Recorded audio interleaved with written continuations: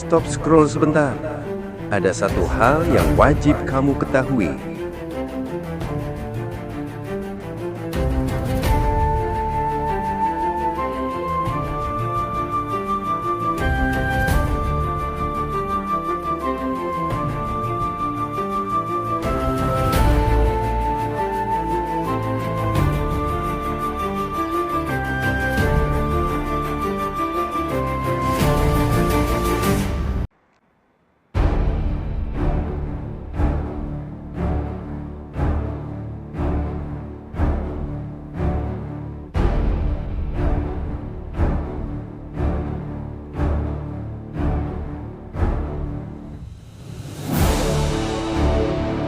Sepuluh faedah perbedaan mukjizat para nabi dengan kemampuan tukang sihir atau dukun.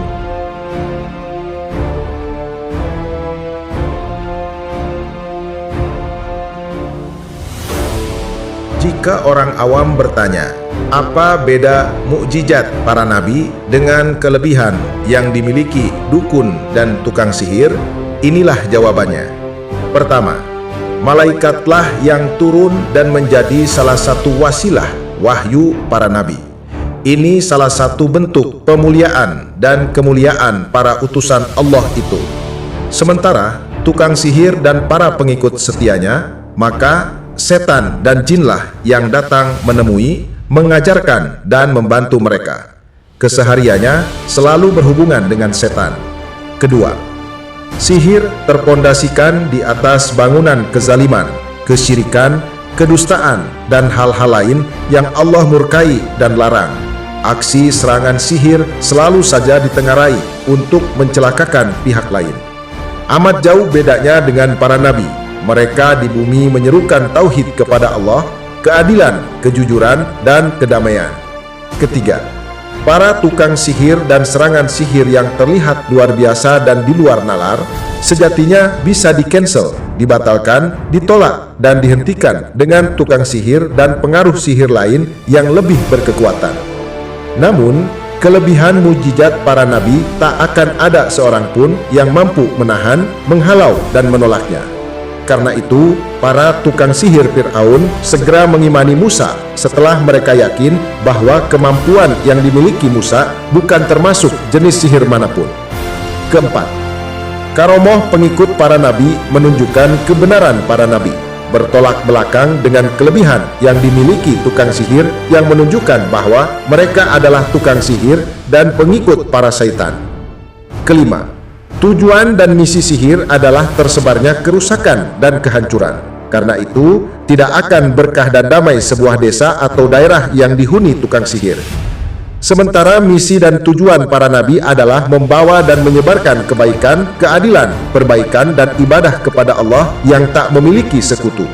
Keenam, kemampuan sihir dan yang sejenisnya diraih dengan usaha dan mempelajari sihir itu sendiri. Sementara derajat kenabian murni pilihan Allah dan tidak digapai dengan cara berusaha atau belajar.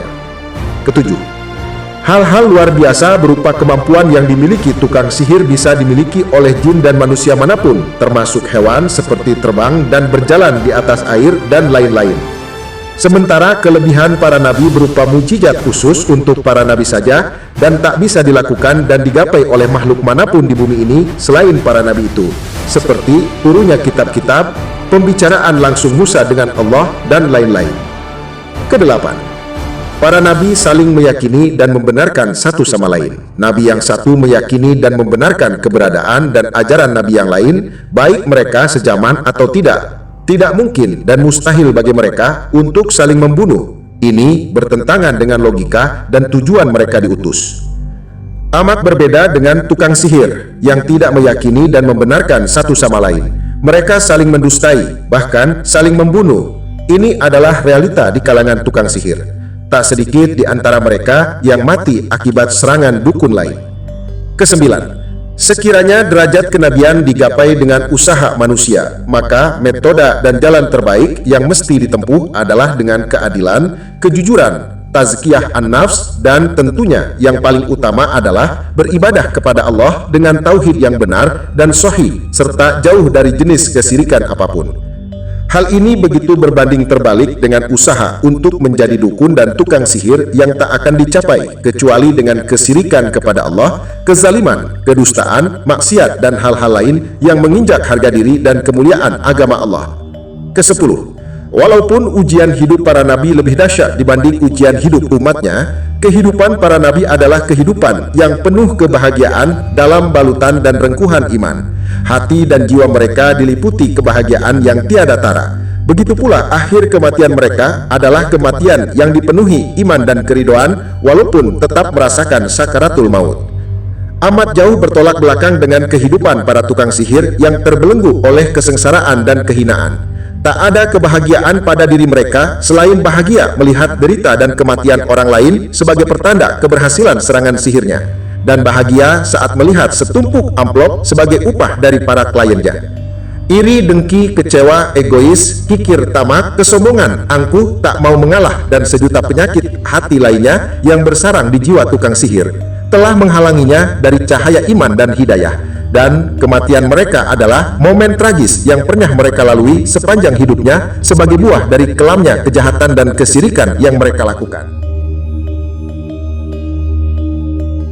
Terima kasih saudara-saudaraku yang sudah mampir meluangkan waktunya untuk subscribe, like, dan komen di channel ini. Sampai jumpa lagi di video-video selanjutnya. Wassalamualaikum warahmatullahi wabarakatuh.